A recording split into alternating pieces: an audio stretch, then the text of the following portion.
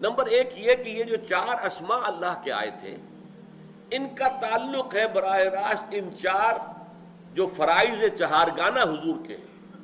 الملک یتلو علیہم آیاتہ، بادشاہ کے فرامین جو ہے پروکلیم کیے جاتے ہیں، پڑھ کر سنائے جاتے ہیں، جیسے پرانے زمانے میں ہوتا تھا، ڈگڈگی بجائی، لوگوں کو جمع کیا، یہ فرمان شاہی نیا آیا ہے، سن لو کان کھول کر۔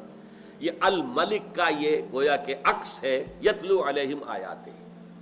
نمبر 2 القدوس، وہ پاک ہے۔ اسی طرح ہمارا نبی، ہمارا رسول تمہیں پاک کر رہا ہے قرآن کے ذریعے سے۔ القدوس اس کا عکس، یزکیہم۔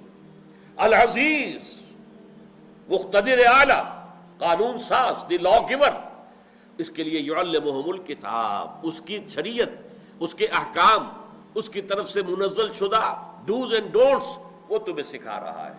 اور الحکیم، حکمہ، تعلیم حکمت، وہ حکیم ہے، الحکیم ہے، لہذا اس کا رسول تمہیں بھی حکمت سکھا رہا ہے۔